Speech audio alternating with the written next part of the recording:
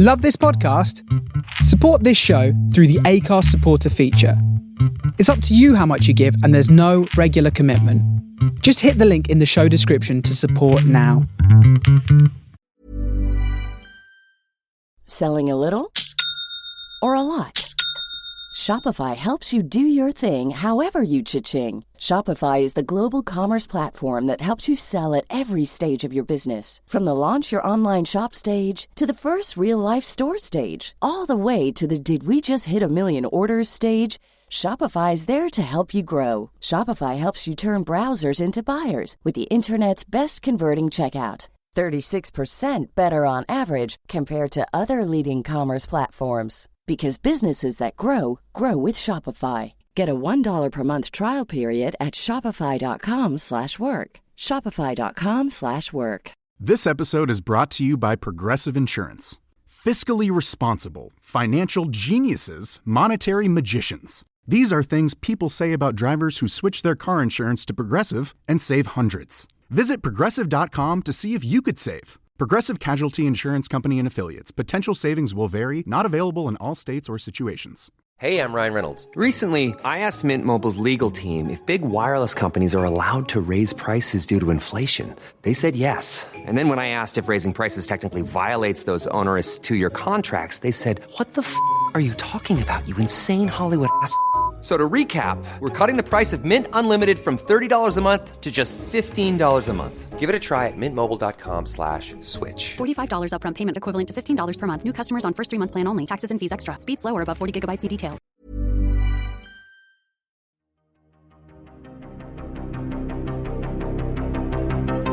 This is Writers on Film, the only podcast dedicated to books on cinema.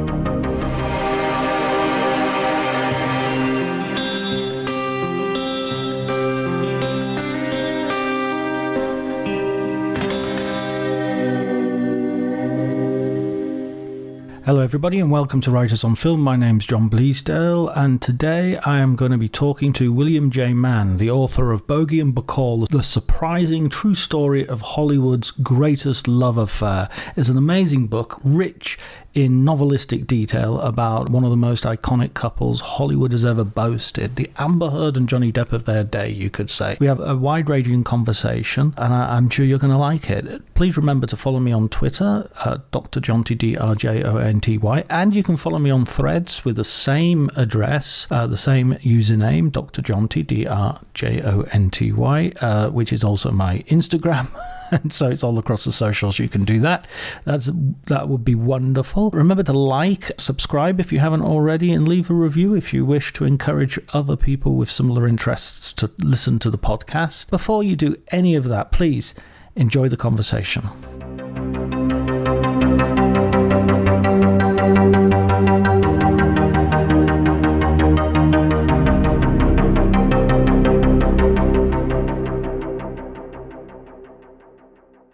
Bogart is my, he's definitely one of my heroes cinematically, I think. What was your first sort of entry into the world of Bogart and Bacall?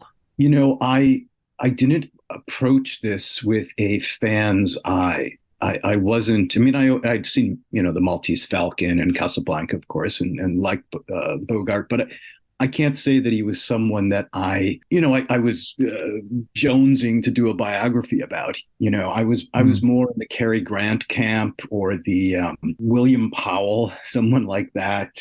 But when my editor suggested that I take on both Bogie and Bacall at the same time and kind of, see their two stories in relation to each other, suddenly I became very intrigued by this man.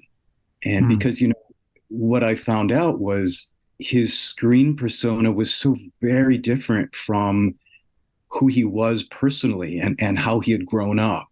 And how did that persona emerge and how much of it was truth, how much of it was fiction.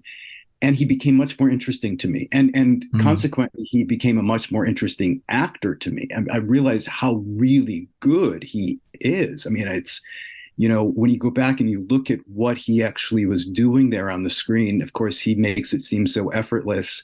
And that was part of his appeal, but he was really working at it. He was really doing some amazing work, and so he became much more fascinating to me. Yeah, it's kind of one of those contradictions of I mean, I often have friends who say, "Oh, I don't like looking at making of documentaries because it ruins the illusion." And I guess the same could be said to be true of biographies. That your job is kind of to deconstruct the very thing that we love. Yes, and you have to do that understanding that we are dealing with some treasures here. We're dealing with icons, illusions that people have, and my job, as I see it, isn't at all to dispel illusions as much as it is to understand those illusions and put them into context. I've always found the real story of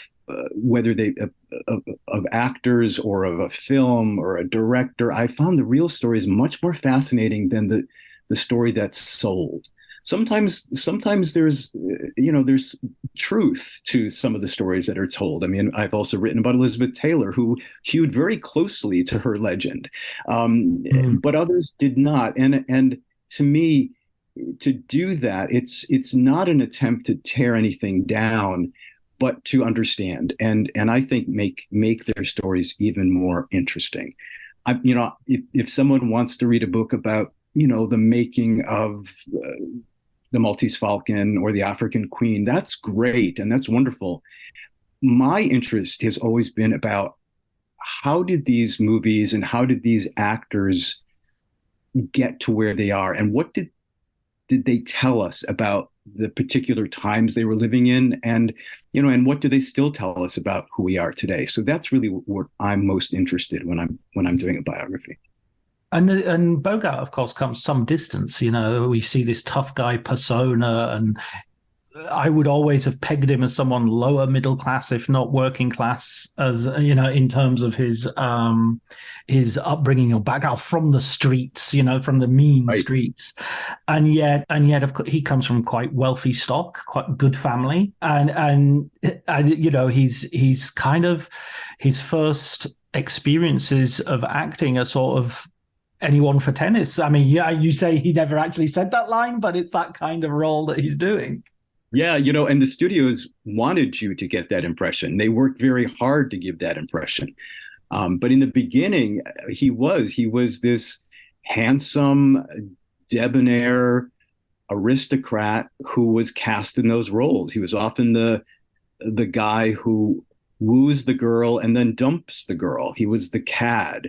Then he started playing these kind of Latin lovers, which, because he was so dark, he had this role, and the women loved him. He was a Valentino on the stage in his very earliest years, and that the studio did a lot to try to distance from, because that was not going to sell with the Humphrey Bogart gangster image of the 1930s. And his family, of course, was sort of like, you make the point that they're quite cold. You can't remember whether he was particularly hugged or by his mother, particularly.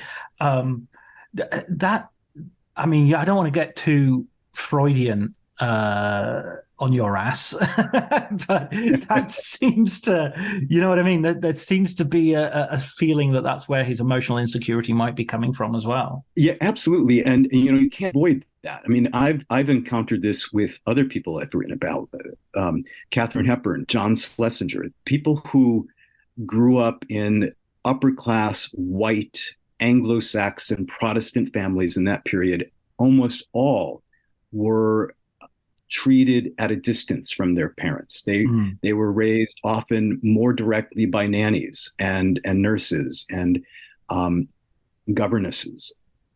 There was a sense in that culture, in that WASP upper class culture, that to encourage your children too much, to praise them, was to make them soft. It was it happens too often in these stories for me not to take that into account, because Bogart himself wrote about that. He wrote very frankly about how, he grew up with, the closest he ever got was maybe a clap on the back of on his shoulder, on a birthday or something like that. And it was very cold.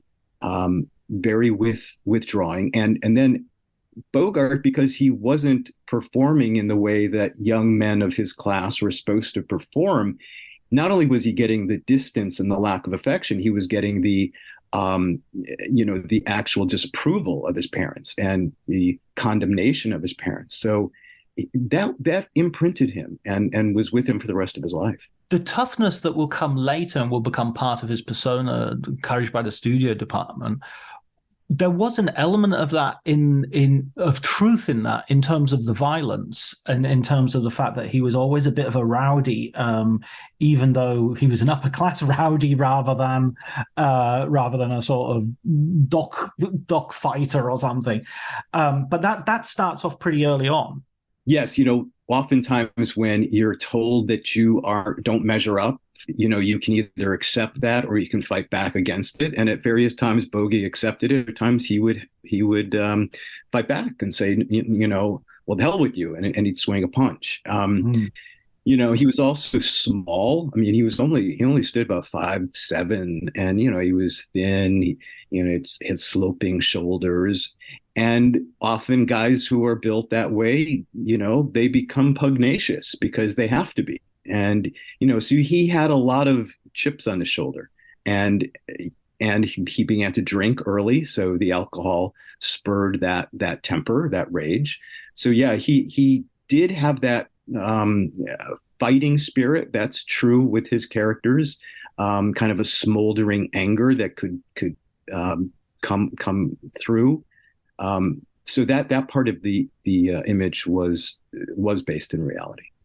And you're very forthright in your sort of assessment of him as an alcoholic as well, which is something that, having read previous biographies, tends to get sort of soft soaped a little bit more and characterized as he's hard drinking rat packer, and you're like, no, he's an alcoholic. It's not. He was an alcoholic, and it defined his life in so many ways. And I think it's a great example of comparing him with his third wife, Male Metho, who was also an alcoholic, but she's always portrayed as the problem. She's always played as the one who would get out of control when she drank. Bogie was a good old guy. Good old guys are supposed to drink. Women are not supposed to drink.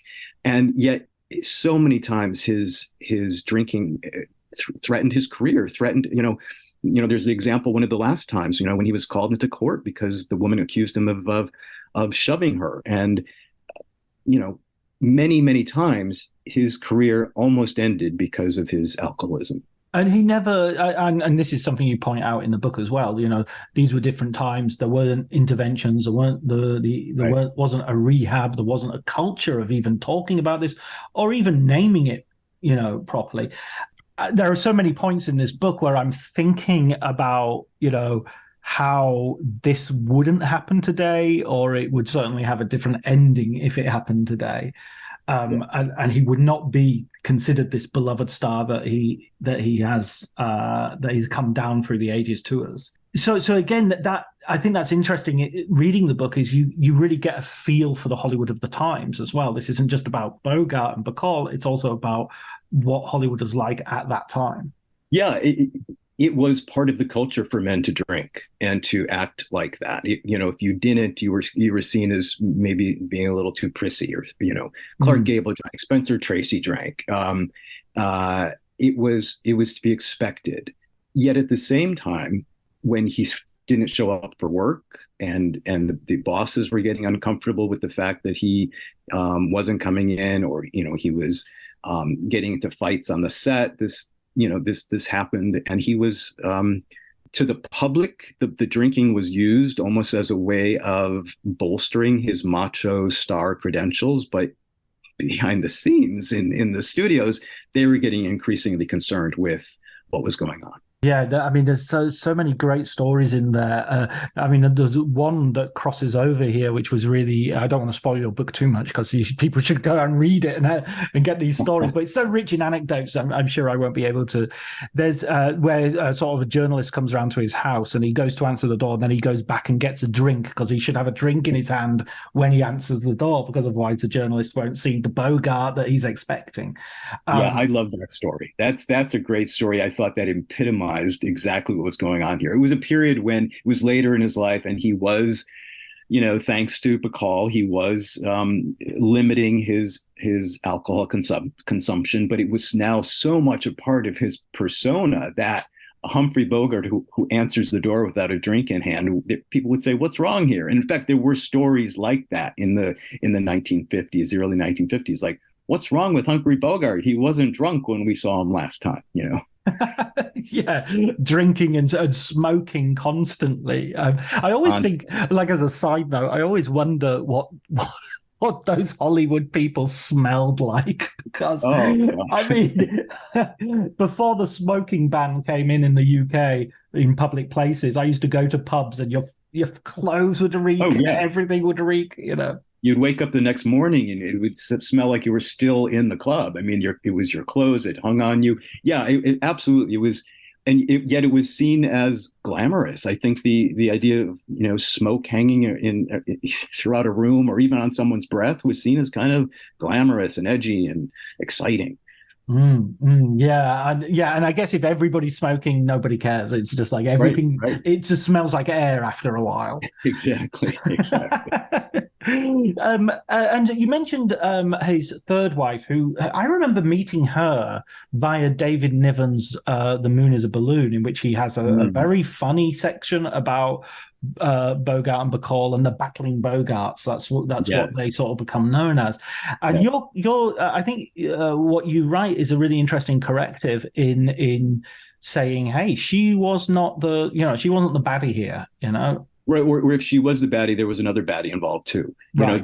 They egged each other on, and he was equally as culpable for the failure of that marriage, if not more, because in fact at the time they married, Bogart was still under the impression that his wife should put her career second to his, which Mayo did. She was very happy. I mean, given the fact that her career was also in the tank at the time, she didn't really have much choice, but she did, and she really became a huge booster for him.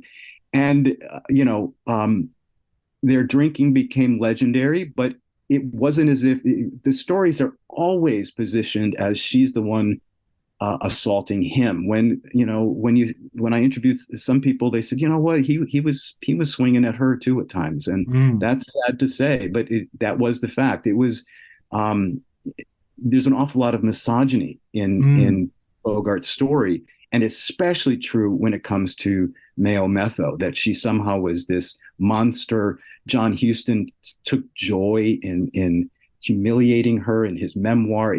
After a while, it just began to become very cringy, and I do hope I've provided some form of a corrective there. Yeah, I mean, Huston's autobiography, An Open Book, is he's got form. There's kind of a litany of misogynistic portraits, and I love John Huston as a director. Oh, absolutely, and as and a wonderful actor as well. Chinatown, obviously, but his vision of women was unreconstructed, which, in other words, just bigoted.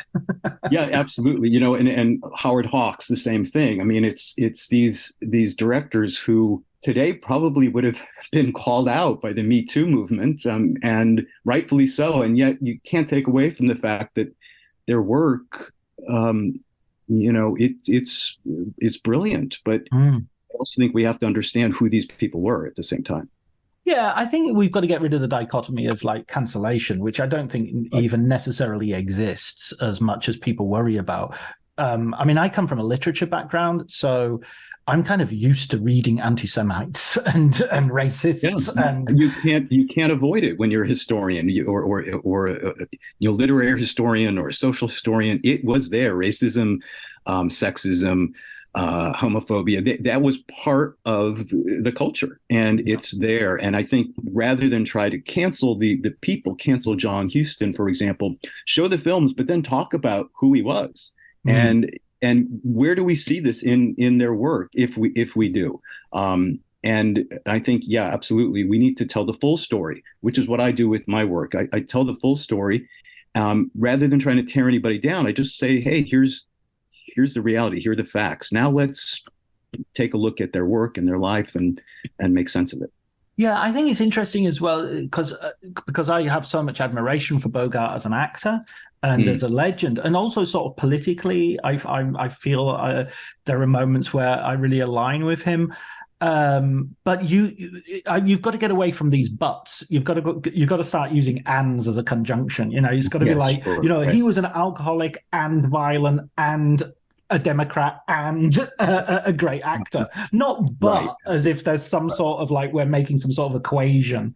It was just these were all part of the same thing. Let's move on a little bit to Betty Bacall because I mean one thing about I know less about Betty Bacall because obviously I've been I've nailed my colors to the mast as a Bogie fan. I mean I hesitate to use the word fan because it's but yeah I that's definitely I'm going to have to mea culpa that one. But with Betty Bacall, one thing I sort of came out at me was the fact that she was Jewish and the fact that her Jewishness had to be suppressed and had to be sort of written out of the picture. And the fact that I'm a big fan of Bogart and therefore I know about Bacall quite a bit. And that wasn't a thing that sort of sprang to mind instantly. That came as a little bit of a surprise. Kind of like, oh, maybe I did know that, but it wasn't fully present. It shows how successful that sort of realignment has been. Yeah, absolutely. I mean, it was astounding to go back and see how deliberate that was, and also see her discomfort with that, and her family's discomfort with that. Her ambition at that point, she was probably willing to do whatever the studio told her, write out my family, change my name. But at the same time, she did have some conflict with that and some personal struggles with that. But in fact, she was deliberately cast as something she was not. Howard Hawks, who she was under personal contract with, did not even know she was Jewish when she first signed her, and she was terrified of what he might say when he found out, because he was very open with his anti-Semitism. He would make, anti-Semitic jokes all the time, and she would cringe and she would sit there and say, what do I do? Do I ruin my career? Do I stand up for myself? In the midst of all this, her grandmother died, who was an immigrant from Romania. And I think her death really bothered her because she felt she was selling out her grandmother, who she loved very much. And later in her life, Bacall did make a point to speak to various Jewish organizations. In her memoir, talked about being Jewish. So it was almost a relief for her at that point, like saying, "Okay, I was forced to keep this quiet for so long, and now I'm gonna shout it to the world because that's who I am." Yeah. I mean, it comes as a moment which is really interesting, I think, where she has started a relationship with Bogart, and she says to him, I've got something to tell you, and she tells him she's Jewish, and he's like, "That's fine. What's the problem?" And it's kind of like, "Oh, great! There's the Bogie I love." Exactly. Yeah. I mean, Bogie really didn't have a lot of prejudices, and those that he did, he worked through them in the course of his life. He was, I came away with a great deal of admiration for him about his relationship with the world, because he grew, and I think Bacall was a big part of that. And he was, he was a misogynist, or at least a sexist in the early parts of his life, and treated his wives with a degree of chauvinism for certain. But by the end of his life, he was proud of Bacall, and he started to understand that women could play an equal role in his life, in society. And I think a lot of that had to do with the fact when he and Bacall went to Washington, as you reference, in 1947 to speak out against the House Un-American Activities Committee. There were an equal number of women with them as there were men, and I think he saw himself standing shoulder to shoulder now with women, and actually making a difference. Absolutely, and that is a moment which let's come back to that in a second, because I want to go back a little bit to Betty Bacall, who sort of becomes Lauren Bacall as a result of Howard Hawks. He renames her.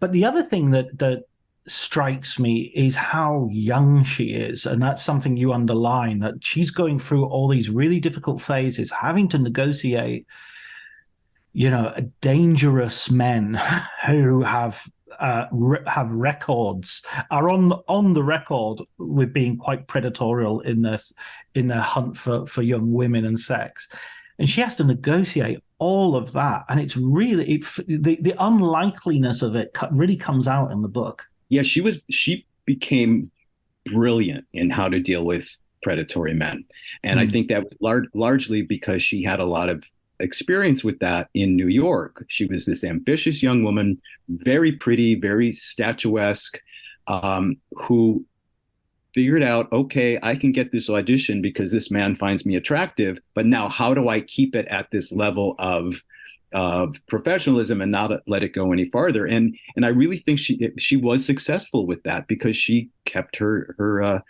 boundaries. And I think there were times when, reading between the lines in her memoir, where she might have been able to get a little something more, but she suddenly withdraws from a project or writes, I didn't get it. And I think she realized, I'm not going to go in that direction. I'm going to, step back. And she tells that funny story of Walter Pidgeon, trying to corner her in a hotel room, and how she kept it at bay and got out of there. So she knew how to do it. But at the same time, Hollywood was much more difficult. She was very young, and she was very ambitious, and she was scared.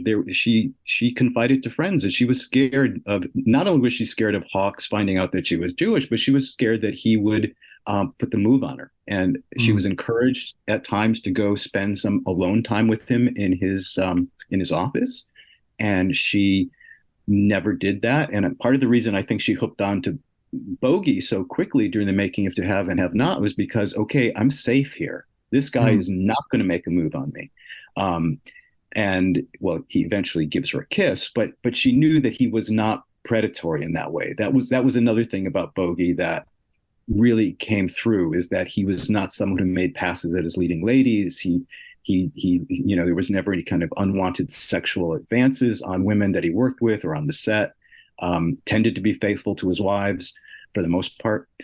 So she felt safe with him. Yeah, and he's sort of like, you describe him as a kind of romantic in that he's, he really wants to go home to when he does go home, when he's not out on a bender, right. he wants to have that one relationship that he's really in love with someone. That's right. Rather than, a series of flings. And she even describes that kiss in her memoir as not being a lunge, being sort of tentative sort of romantic kiss. So they come together on To Have and Have Not, which like many of these films which come up, it's always really funny to read how films that we now regard as classics were at the time of their making and conception were often seen as far less than what they would become. Casablanca is one of the best examples, where they're exactly. in the commissary saying, what is this piece of shit? It's not got an ending. Right. Yeah. And To Have and Have Not was kind of seen as sort of like, oh, this is another chance to cash in on Casablanca. Yeah. Yeah, absolutely. It's so, you can see the imprint of Casablanca all throughout. I mean, this is just another reworking of the Casablanca formula. And the film itself isn't that great, but it's made wonderful. It's made so watchable, so much fun, so exciting because of this chemistry between Bogie and Bacall. And everybody else is good in it. The actors are good. The atmosphere is good. But the story itself is pretty thin. And so, I don't think there was a big sense that this was going to be a great classic at the time. Bogart and Bacall, they just brought that extra charisma, and it's so much fun. I just showed it to a group of people who had never seen it before, and they're like, this was wonderful. This it's crackling. And I think, one of the great things about To Have and Have Not is that it's a rare case where the moment Steve and Slim fall in love on the screen is the exact same moment Bogart and Bacall fall in love in life. That's really happening there, right there on the screen. Absolutely. And that scene wasn't that like her rehearsal scene as well, her audition? Yeah, wasn't supposed to be in the film. It was a little bit of dialogue that they gave Bacall for one of her rehearsals or screen tests, and they liked it so much they said put it in the film, because it actually doesn't really make sense narrative wise. Why is she suddenly, they've just met? Why is she suddenly asking him to whistle? But it works so perfectly, and it's just so much fun to watch. Every time I watch it, I get chills. I think that, Casablanca is always going to be a favorite of mine because it's just got everything. It's got absolutely everything. And everything. To Have and Have Not has, so many elements which are obviously sort of not quite as good copies. So the piano player is not as good as, as in Casablanca. Right. But that word fun runs all the way through the film, and no other film have I ever seen. I remember watching it for the first time at a friend's house on a videotape, which is how long ago it was. And I remember seeing the end where she walks across the bar and she just does a little shimmy, and it ends there. And it's like, there's nothing in the film that says the film should end there. It's like the plot hasn't ended. There's been no sort of violent thing and it's just that shimmy is so good. It's like they go, that's it. That's the end of the movie. Absolutely. She's, there's a moment also in the film where, she's so sultry. She does sultry so well. But there's one moment in the film, I think I actually write about it in the book, where she smiles. And you just see the joy that's beneath that sultriness. You see the youth, the almost innocence. And, she's never really better than she was in To Have and Have Not. She's just so raw and so natural that it's no wonder it was such a smash, and no wonder that her reviews were stratospheric at that point. Mm-hmm. And then, of course, she goes and does another film, which is like The Confidential Agent, I think it's called. And you talk about it being like treated as a comedy, and it's not a comedy, but everybody's just laughing at the screen. Yeah, it was a very fast reversal of fortune. So it was good that The Big Sleep came along when it did. And The Big Sleep, another magnificent film, and another Howard Hawks film, which is much. Hey, I'm Ryan Reynolds. Recently, I asked Mint Mobile's legal team if big wireless companies are allowed to raise prices due to inflation. They said yes. And then when I asked if raising prices technically violates those onerous 2-year contracts, they said, "What the f*** are you talking about, you insane Hollywood ass?" So to recap, we're cutting the price of Mint Unlimited from $30 a month to just $15 a month. Give it a try at mintmobile.com/switch. $45 upfront payment equivalent to $15 per month. New customers on first 3-month plan only. Taxes and fees extra. Speed slower above 40 gigabytes. See details. My dad works in B2B marketing. He came by my school for career day and said he was a big ROAS man. Then he told everyone how much he loved calculating his return on ad spend. My friends still laugh at me to this day. Not everyone gets B2B, but with LinkedIn, you'll be able to reach people who do. Get a $100 credit on your next ad campaign. Go to linkedin.com/results to claim your credit. That's linkedin.com/results. Terms and conditions apply. LinkedIn, the place to be, to be. More fun than it is well plotted, shall we say? Right, exactly. The Raymond Chandler, William Faulkner is writing on both of the films, I think. Big Sleep. Both of them, right? Yeah, or parts of them, yeah. And you talk about him writing sort of like sheets of dialogue and them going, "We can't. This isn't a film. It's a monologue." Yeah, this is not a novel. But Hawks wanted Faulkner because yes, there were too many words, but that's what he wanted the characters to say. So let's boil that down and find a way to say that, but exactly the point he's making. Yeah, and I agree. The Big Sleep is another one of those films that is just so watchable, so much fun. The interactions between the characters, the set design, the lighting. But yeah, the plot, sometimes I had to sit there and say, well, exactly what's happening right now? But who cares? Because it's so much fun. Absolutely. I mean, there's a famous story about William Faulkner phoning up Raymond Chandler and saying, "Who killed so and so?" And Chandler didn't know either, and he'd didn't know either. Right? Yeah. Right. Yeah. But I mean, I love because the film does exactly what it needs to do. You don't need to have that plot being sort of bulletproof. Right. It's about things like Bogart getting in off the rain from the rain in the bookstore. But yes, with the Dorothy Malone. Exactly. Yes.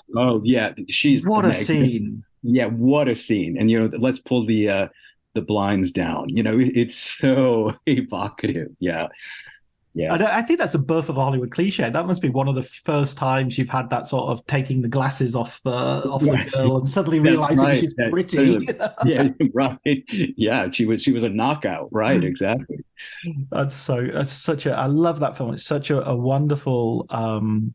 It's kind of like same with To Have and Have Not, and a lot of Howard Hawks films. There's a sort of hangout quality to it where you're just enjoying hanging out with them. Yes, absolutely. Bringing Up Baby is the same thing. Even the slapstick, but you love these people. You you can't get enough of them. So going at this point, they're sort of riding high with these movies, and they're doing really, really well. And it seems to be a partnership. The divorce is relatively easy. It's kind of surprisingly easy, even though Bogie feels guilty about the divorce and what it. And his now ex-wife, but here comes the House of Un-American Activities with its Black Cloud and its moral quandaries, and this is the point where there is another sort of reversal in that they march off to Washington full of righteous fire, and then it's sort of Bogart gets cold feet. Is that right? Is that how you saw it? Partly, yes. I mean, there was certainly a lot of righteous fire, and they were, a group of actors and directors and writers, not politicians. They didn't think through how is this going to play in the media. They didn't have, the studio publicist saying, "Hey, this is probably not the best idea," or "If you're going to do it this way." They just went off and did it. And I admire them for that. I mean, these were citizens, American citizens, who did not like what they saw happening, and they didn't see enough criticism of what was happening. And whether you agree with their point of view or not, they had every right to go there and say what they did. But they weren't prepared for a Washington press that was nothing like the Hollywood press, where the Hollywood press is all in bed with the studios and the publicists are there. These were some hard-bitten journalists who were very gleeful to try to take down these dilettantes, as they saw them, from Hollywood, who were coming to make some noise. So I don't think Bogie so much got cold feet. In fact, they left. They were still making radio statements even after that difficult reception from the media, but it was when the drumbeat continued. This was we see it today. It was we were talking about cancel culture. There was certainly a sense in that moment. You didn't have the term or even the concept, but there was a sense that Humphrey Bogart had to be punished.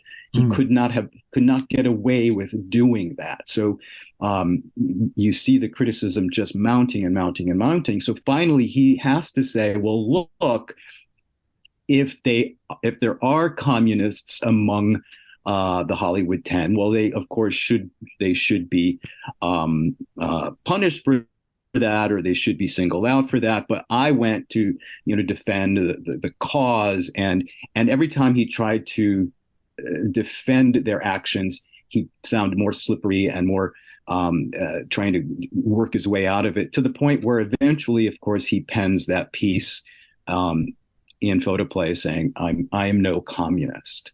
Bacall did not want him to write it. His son has written about how Bogart regretted it the moment he did it. But, such was the tension, such were the times. And, the stakes were so very, very high at that particular moment. People were losing their jobs. People were going to jail. And so I think he felt he had no other choice. Yeah, there's a real sense of. I think that's really well brought out in the book. There's a sense of just the amount of pressure that was put on, and also the pressure that added to Bogart's already I'm not sure if exaggerated is necessarily fair, but insecurity. Because he's always looking out over his shoulder. And again, as a viewer or as an audience member, you tend to think of Bogart as being this unassailable, somebody who doesn't think twice about his status or his position in the industry because he's this huge icon. But of course, he, even at the height of his success, he's turning around and thinking that William Holden's coming through. And during the war, he's thinking, Jimmy Stewart's off fighting, and I'm here. And Clark Gable is almost as old as me, and he went and signed up. So there's all this simmering insecurity that in the background. And, Bacall has a lot of, as you say, does a lot of good for him in bolstering him and helping him out.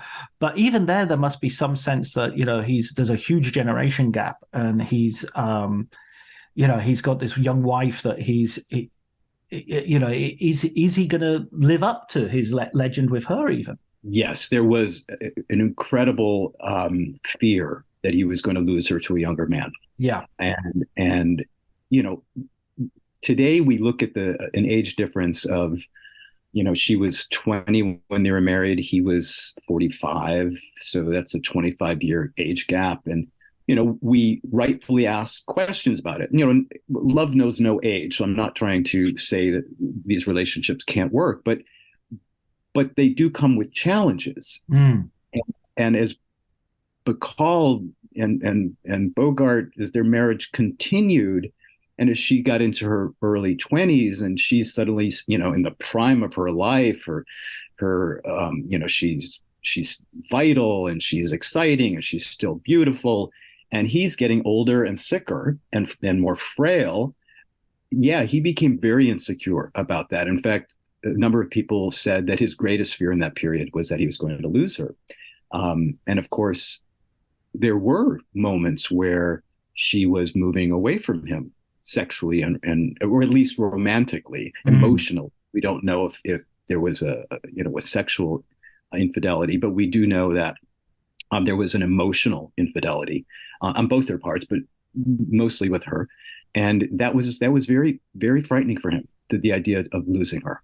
And the fact that he's got all these people around him who sort of admire him, like people like Frank Sinatra, who sort of is famously sort of has him as the I don't know, den leader of the right. Rat Pack and all that sort of stuff.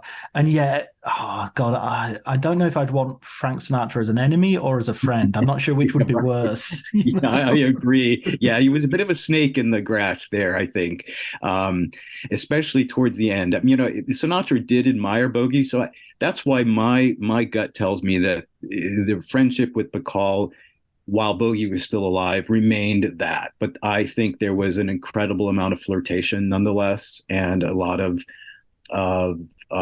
attention being paid back to each other. But I think, yeah, he could be very unscrupulous, but at the same time, I think his admiration for Bogie would have kept that relationship platonic, at least while Bogie was alive. Yeah, and I don't even want to speculate as to the time frame that he would consider respectful. Right. So you had the illness is a sort of tragic part of this story because it's obviously like no shit Sherlock moment of the guy who smokes all the time dies of cancer, and it feels like there are a lot of I mean, there feels like there are a lot of parallels with other stars of that generation. You know, I think immediately of someone like Spencer Tracy as well. You know, another great love affair that you actually mentioned in the introduction, as well as a sort of a possible competitor for the title of Greatest Hollywood Love Affair. Right. It feels tragic because it also feels like he's coming into his own as an actor even more, if anything. Yes. Oh, absolutely. You look at the Caine Mutiny, right? I mean, it's just he's magnificent in that. And you know, had he lived, I think he would have gone on to because at that point he was more versatile than Gable, for example. He would have, I think he would have gone on to do some really interesting work in the 1960s, and even into the 1970s.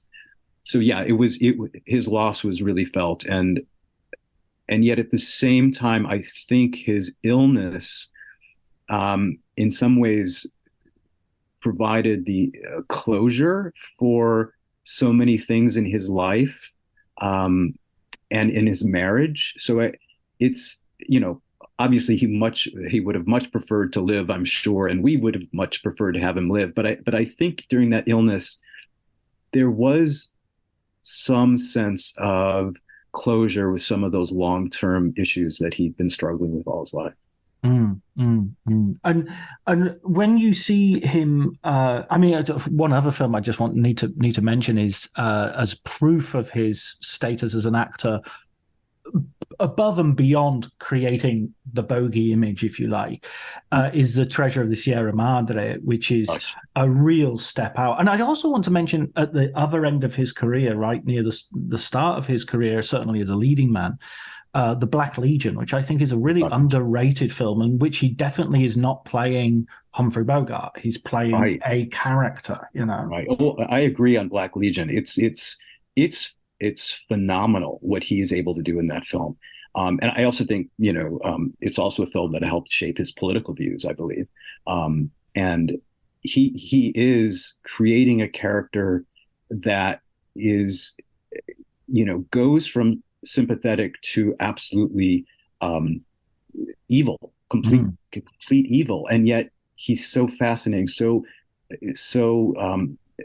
you know, you can't stop watching him. And the same thing is true with Sierra Madre, where he is so good in that film, and the fact that he dies, I think, you know, 25 minutes before the film ends, and he just kind of disappears, yet he still hangs over that film. I mean, it's his film from start to finish.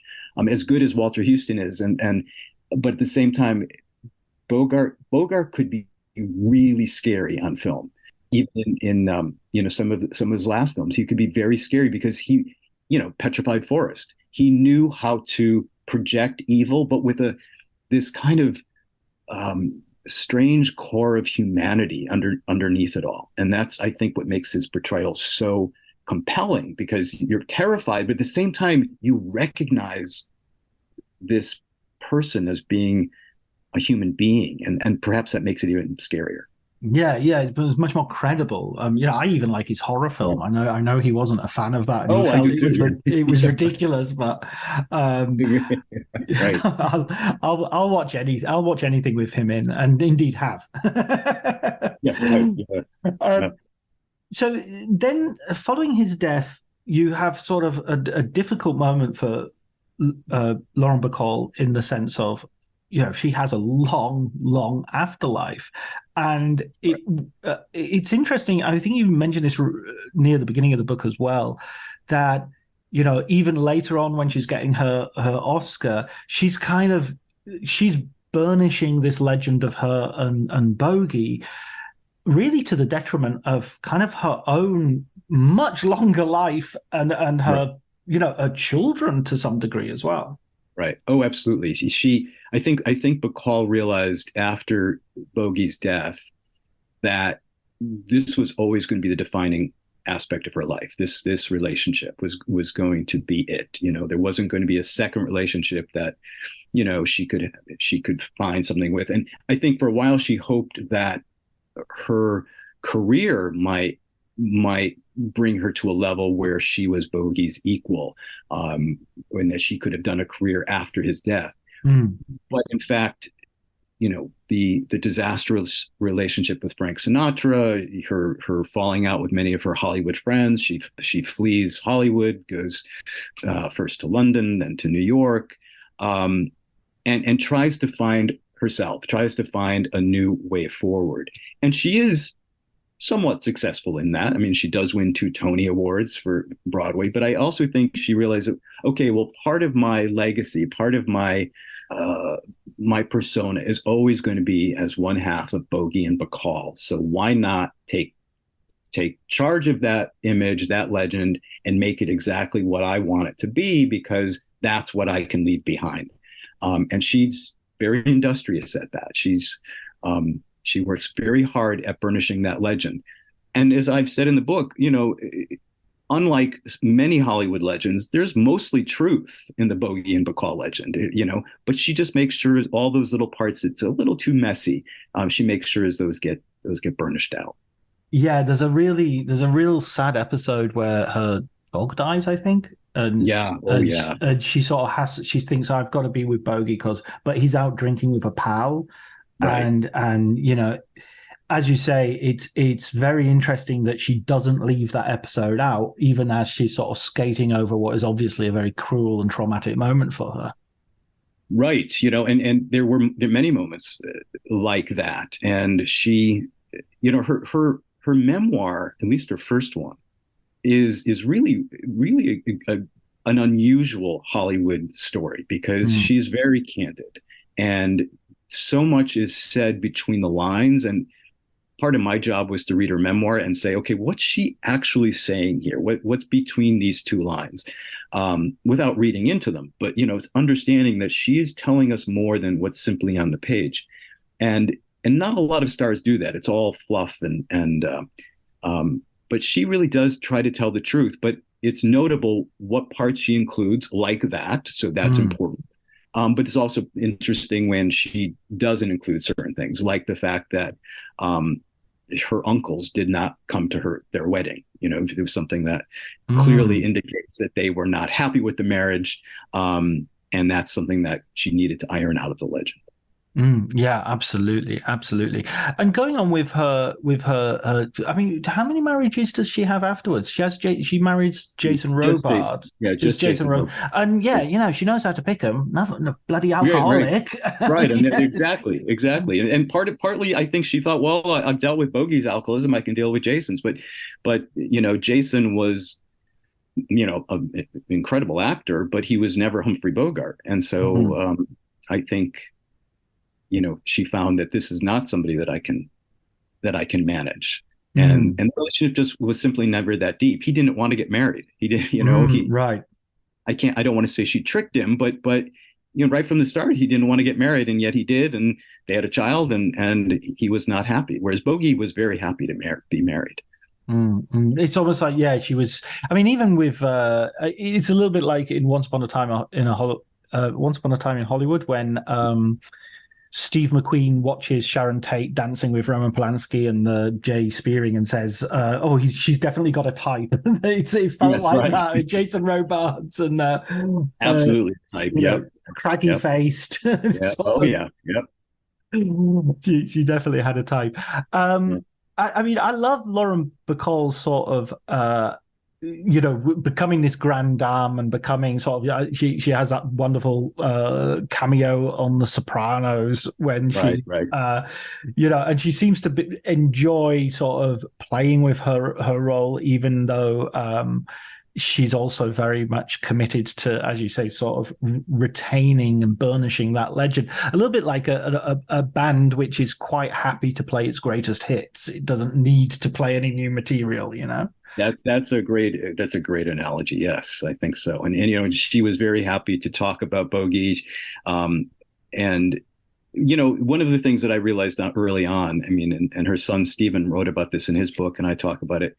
She, right from the start, it was all about Bogie. Her children actually came a distant second, and that made their relationship difficult all their lives. I mean, both she was open about that. They've been open about that. Less so with her son with Jason Robards, because it was a different dynamic.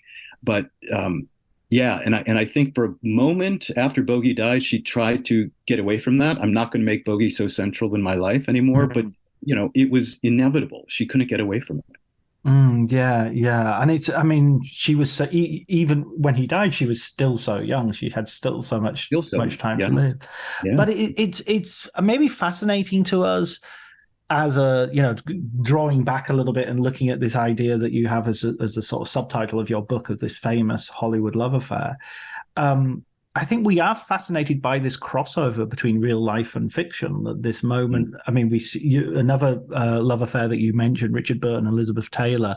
The pleasure, sometimes the only pleasure in watching some of their films, is in trying to trace. Okay, are they arguing as the characters, or are they arguing? Even one of their best films together, Who's Afraid of Virginia Woolf? You really are sitting there going, "Is this anger and spite in the play, or is this just them?" You get a sense that this same exact scene has happened, beyond the cameras. They've been rehearsing this their whole lives. Yes, all their lives. Yeah. And the same's true of Bogie and Bacall. That that as you say, that the moment we fall in love with them as characters, and they fall in love as characters, they're falling in love with each other as real people. That's right. I mean, I'm wondering if that happens anymore. I mean, presumably there's no reason it shouldn't, but it's almost as if we have become more squeamish about that sort of real life and movie life crossovers. Yeah, it's just people try to compare, today to classic Hollywood, and it's becoming increasingly difficult to do that because the form has changed, and the way we watch moving images has changed. We don't really go into theaters anymore to watch them. They aren't 15 feet in size. They aren't, gargantuan images in the dark. They're on smaller screens in our living rooms and our, on our computers and our phones. And it's really become much more, it's too cliche to say the magic is lost, because there's always going to be magic in things, in stories that are told on the screen, and no matter what the size is. But there was a mystique, there was a mystery that existed up until probably the middle part of the 1980s, and then got less and less from there, and probably was beginning to get less and less from the end of the studio system in the 1960s. And so it's hard to know what's real and what's not, because so many of the actors and performers today, they retain their characters on their Instagram feeds, or they try to show you parts of their life, so that kind of all bleeds into their on-screen performances. The very best actors, I think, do rise above this somewhat. Kate Blanchett or Meryl Streep or something. But at the same time, so many of the actors, celebrities, performers today, I'm not sure the right word, it's a 24/7 job now. You're being you everywhere, no matter whether you're shooting a part or you're on social media, or you're it's much more difficult to be able to compare. It's almost like what we saw back then, what we saw at Bogie and Bacall, we'll never really see again. We're going to see other wonderful things, but we're not going to see that anymore. Yeah, absolutely. And the context is, as you say, the context is totally. I mean, if I think about real life love affairs, you're thinking, I don't know, Jennifer Lopez and Ben Affleck now, or Brangelina back in the day, right? Kay, Pat, and Stu. I've forgotten how to say it now. Robert Pattinson and Kristen Stewart is what I'm. Kay Stewart and Pats. And many of those, like especially the Brangelina, were simply reruns of Elizabeth Taylor and Eddie Fisher and Debbie Reynolds. I mean, it was, and they're marketed now, in ways that weren't then. Not to say that Bogart and Bacall weren't marketed; they definitely were. Right. But it was it wasn't a 24/7 idea. It was a sense that there was this mystery, and that we couldn't really penetrate what was going on behind that mystery, and nor did we expect to, nor did we even necessarily know there was a mystery. Now I think we presume there's a mystery all the time. We say, well, is this real? And they want us to believe that it's real. It's a whole different ballgame. Yeah, I it's funny because I recently had experience of in talking to Amber Heard, and the whole thing around that is just like there would be so many classical Hollywood stars who would be undone by mobile phone technology, because those scenes, as ugly as they might be, were probably being played out millions of times in other kitchens and other parts of Hollywood. Right. It's just that these guys are recording themselves rather stupidly. Right. Yeah, but technology has changed our relationship with celebrity. It has changed our relationship with entertainment.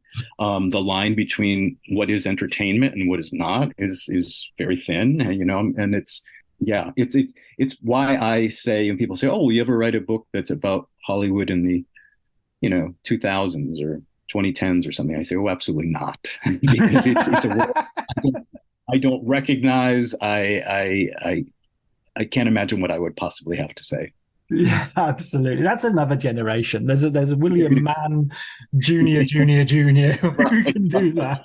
Yeah, somebody, I don't know how people will do these books in the future, because people actually did this strange and rare thing back in the day. We actually wrote letters to each other, and you got letters, and they're preserved in archives, and I can see what people were saying. It doesn't exist anymore. No, not the hard copy, certainly not. No hard copies. Brilliant, William. Final question for our readers. I always love for our readers. Well, they are readers because they're listening to a podcast called Writers on Film, so of course they're readers. So for our listeners and readers, could you recommend a film book? And the choice is absolutely open to you. Something that maybe influenced you, or something you've just read and enjoyed. Wow, yeah, it's so many. I'm thinking. Nobody just says one, by the way. Everybody cheats. Gosh. Easy Rider's Raging Bull. Peter Biskind, yes. Peter Biskind. That's such an important book about the changeover to Hollywood. I mean, I also really love, this shows my interest in it. So that's my interest in the later Hollywood, but I'm also really interested in early Hollywood. So I love Kevin Brownlow's The Parade's Gone By. I think it's such an evocative piece on the silent era, particular biographies that I've really liked. I think Scott Iman's book on John Wayne was remarkable. It's a great book. John Wayne, who's never been a real favorite of mine, but I thought the book was really insightful and really interesting. And Pat McGilligan, I think anything that Patrick McGilligan has written, he's done a number of biographies, but he also did a really great series of interviews with screenwriters who had been blacklisted, and really important books. So anything that Patrick McGilligan has written. And Janine Bassinger's recent book on, and gosh, I'm forgetting the title, but it was on movie stars. Oh yeah, the Star Making Machine. Is that one?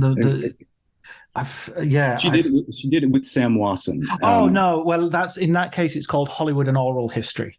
Hollywood and Oral History. That's it. Yes, because Sam Wasson came on to speak, and I need to get Janine Bassinger on, because she's Sam keeps saying I'll put you in touch with her so you can have her. One of the greats. Yeah, absolutely. Well, listen, William, thanks so much for a brilliant book. I loved reading about it. I loved the way these stories came together. It reads like a novel. It really does, and you have the thing I aspire to in my own writing, and that I love a book to do, which is it really puts you there. You know, you have sort of you have the weather and what people, you know what I mean? You have the texture of the place as well as the events and the people, you know, and I try to do that. Yes. Yeah, thank you. it's a real novelistic feel to it. I love that. So thanks very much for coming and talking to me.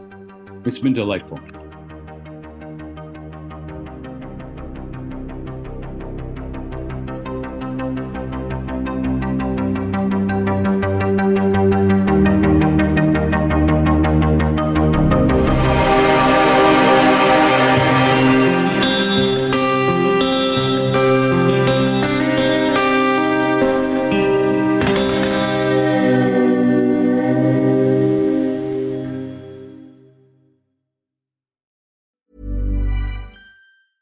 How did you actually sleep last night? If it didn't feel like your very best rest, then you need to upgrade to the softest, most luxurious bedding from Boll & Branch. Their signature sheets are made from the finest 100% organic cotton and get softer with every wash. Millions of sleepers love their sheets, and right now, you can feel the difference for yourself during their biggest sales of the entire year. Hurry to bollandbranch.com to shop their best offers. Limited time only. Exclusions apply. See site for details.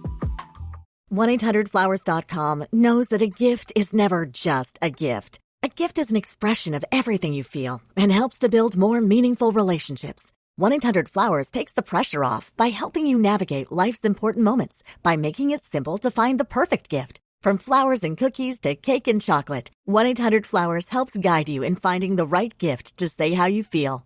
To learn more, visit 1-800-Flowers.com/ACAST. That's 1-800-Flowers.com/ACAST.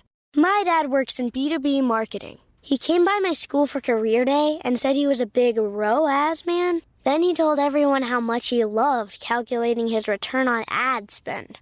My friends still laugh at me to this day. Not everyone gets B2B, but with LinkedIn, you'll be able to reach people who do. Get a $100 credit on your next ad campaign. Go to linkedin.com/results to claim your credit. That's linkedin.com/results. Terms and conditions apply. LinkedIn, the place to be.